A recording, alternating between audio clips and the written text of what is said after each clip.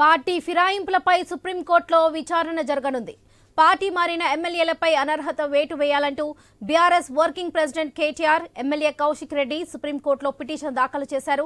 ధర్మాసనం ఆదేశాల మేరకు పార్టీ మారిన ఎమ్మెల్యేలకు నోటీసులు జారీ అయ్యాయి. బీఆర్ఎస్ నుంచి కాంగ్రెస్ లో చేరిన 10 మంది ఎమ్మెల్యేలకు అసెంబ్లీ కార్యదర్శి నోటీసులు జారీ చేశారు. పార్టీ ఫిరాయింపులపై లిఖితపూర్వకం సమాధానం చెప్పాలని నోటీసులో పేర్కొన్నారు.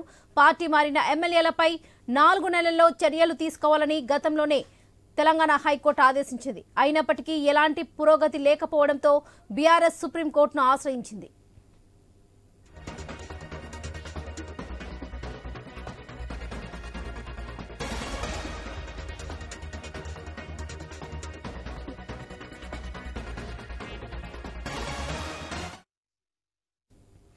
పార్టీ ఫిరాయింపులపై సుప్రీంకోర్టులో విచారణ జరగనుంది. పార్టీ మారిన ఎమ్మెల్యేలపై అనర్హత వేటు వేయాలంటూ BRS working president KTR, MLA Kaushik Reddy సుప్రీంకోర్టులో పిటిషన్ దాఖలు చేశారు. ఇదే విషయానికి సంబంధించి మరిన్ని అప్డేట్స్ మా స్పెషల్ కరెస్పాండెంట్ సునీల్ అందిస్తారు.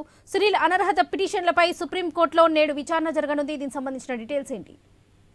బీఆర్ఎస్ నుంచి కాంగ్రెస్ పార్టీలో జాయిన్ అయినటువంటి ఎమ్మెల్యేలపై అనర్హత వేటు వేయాలనంటూ బీఆర్ఎస్ ఎమ్మెల్యేలు సుప్రీంకోర్టును ఆశ్రయించారు. ఆ పిటిషన్ ఈ రోజు విచారణ రాబోతుంది. గతంలోనే ఈ పిటిషన్ కి సంబంధించి అంటే 3 పిటిషన్లు దాఖలయ్యాయి. మొత్తం కౌశిక్ రెడ్డి పిటిషన్ దాఖలు చేశారు.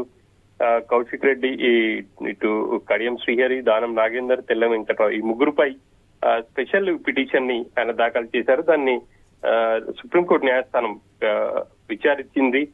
విచారించి ఆ తర్వాత వాళ్ళకు స్పష్టమైనటువంటి ఆదేశాలు కూడా ఇచ్చింది. ఇక అసెంబ్లీ సెక్రటరీ దీనికి సంబంధించి ఎమ్మెల్యేల వివరణ ఇవ్వాలి అని చెప్పేసి, ఎమ్మెల్యేలు ఏమంటున్నారు ఆ వివరణ కావాలి అని చెప్పేసి కూడా సుప్రీంకోర్టు అసెంబ్లీ సెక్రటరీని ఆదేశించింది. ఆ మేరకు అసెంబ్లీ సెక్రటరీ కావచ్చు, అదేవిధంగా స్పీకర్ పార్టీ మారినటువంటి ఎమ్మెల్యేలకు 10 మంది ఎమ్మెల్యేలకు ఇక నోటీసులు అయితే జారీ చేశారు. ఈ కేసులో 7 ఎమ్మెల్యేలకు సంబంధించి BRS working president KTR review petition దాఖలు చేశారు. ఇక స్పెషల్ పిటిషన్ కి సంబంధించి 2 ఎమ్మెల్యేలు, ఇటు కౌశిక్ రెడ్డి, అదేవిధంగా కుత్బుల్లాపూర్ ఎమ్మెల్యే వివేకానంద, 2 కూడా స్పెషల్ పిటిషన్ దాఖలు చేశారు. ఇక ఈ 3 పిటిషన్లను కలిపి ఈ రోజు విచారించబోతుంది. ఒకటే కేసు కింద నమోదు చేసుకొని విచారించబోతున్నారు. 10 మంది ఎమ్మెల్యేలకు సంబంధించి ఈ రోజు కోర్టులో విచారణ జరగబోతా ఉంది. సుప్రీంకోర్టు ద్విసభ్య ధర్మాసనం ఈ కేసునైతే విచారిస్తుంది. Justice Gavai, justice K Vinod Chandran ద్విసభ్య ధర్మాసనం ఈ పిటిషన్ వివరించి ఈ రోజు ఒక నిర్ణయం అయితే తీసుకోబోతుందని చెప్పేసి చెప్పుకోవాలి. ఎమ్మెల్యేలకు నోటీసులు ఇచ్చారు. ఆ నోటీసులకు సంబంధించి కూడా అసెంబ్లీ సెక్రటరీకి ఎమ్మెల్యేలు రాతపూర్వకంగా వివరణ కూడా ఇచ్చారు. తమకు కొంత సమయం కావాలి, ఒక 2 నెలల సమయం కావాలి అని చెప్పేసి వాళ్ళు అడిగినట్టు తెలుస్తోంది. అదే వివరణను ఈ రోజు అసెంబ్లీ సెక్రటరీ సుప్రీంకోర్టు ముందు ఉంచబోతున్నారు. మరి ఈ రోజు కోర్టులో ఎటువంటి తీర్పు వెలువడుతుంది అనేది కూడా చూడాల్సి ఉంటుంది.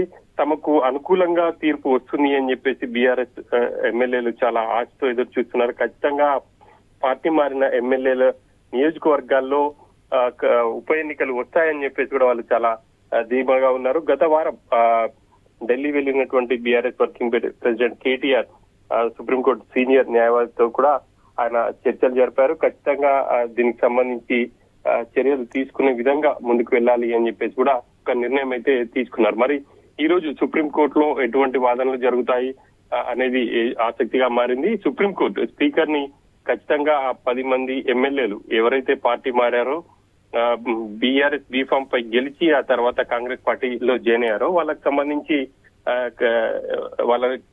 ఫిరాయింపుల కింద వాళ్ళని సస్పెండ్ చేయాలి అని ఉంటుందా, ఎలాంటి నిర్ణయం వెలువడుతుంది సుప్రీంకోర్టు అనేది చూడాలి. గతంలో ఫిరాయింపులకు సంబంధించి రకరకాల తీర్పులు వచ్చాయి. కానీ ఎప్పుడు కూడా సుప్రీంకోర్టు స్పీకర్ ని ఆదేశించేలా తీర్పు అయితే వెలువరించలేదు. మరి ఈ రోజు ప్రధానంగా స్పీకర్ నిర్ణయం మేరకే ఎమ్మెల్యేలపై వేటు ఉంటుంది కాబట్టి మరి సుప్రీంకోర్టులో ఎటువంటి వాదనలు జరుగుతాయి, సుప్రీంకోర్టు కూడా ఎటువంటి డైరెక్షన్స్ ఇస్తుంది అసెంబ్లీ సెక్రటరీకి అనేది చూడాలి. గతంలో కూడా బీఆర్ఎస్ నేతలు హైకోర్టును ఆశ్రయించారు. హైకోర్టు కూడా స్పీకర్ కి కొన్ని మార్గదర్శకాలు అయితే చేసింది. నిర్ణీత సమయంలో ఒక ఆ ఎమ్మెల్యేలపై చట్టపరమైనటువంటి చర్యలు తీసుకోవాలని ఆదేశాలు అయితే ఇచ్చింది. కానీ ఎంత గడువులోగా ఎమ్మెల్యేలపై చర్యలు తీసుకోవాలనే ఒక క్లారిటీ అయితే ఇవ్వలేదు. మరి ఈ రోజు సుప్రీంకోర్టులో ఎలాంటి నిర్ణయం వెలువడుతుంది అనేది అయితే ఒక ఆసక్తిగా మారిందనే చెప్పాలి. ఇక పార్టీ మారిన ఎమ్మెల్యేలు కూడా ఒక టెన్షన్ అయితే మొదలైంది. బీఆర్ఎస్ నేతలు కావచ్చు, బీఆర్ఎస్ ఎమ్మెల్యేలు చాలా ధీమాగా చెప్తున్నారు. ఖచ్చితంగా పార్టీ మారిన ఎమ్మెల్యేలకు సంబంధించి తమకు అనుకూలంగా తీర్పు వస్తుంది సుప్రీంకోర్టులో అని చెప్పేసి వాళ్ళు చాలా ఆశావాహ దృక్పథంతో ఉన్నారు. మరి అంతే దృక్పథంతో ఇటు పార్టీ మారిన ఎమ్మెల్యేలు కూడా ఉన్నారు. ఒకవేళ కనుక సుప్రీంకోర్టు ఆదేశాల మేరకు రాజీనామా చేయాల్సి వస్తే ఖచ్చితంగా రాజీనామా చేసి ఉప ఎన్నికలకు వెళ్తామని కూడా చెప్తున్నారు. మరి ఏం జరగబోతుంది అన్న ఒక టెన్షన్ అయితే నెలకొంది వాళ్ళకి. Right Sunil, thank you.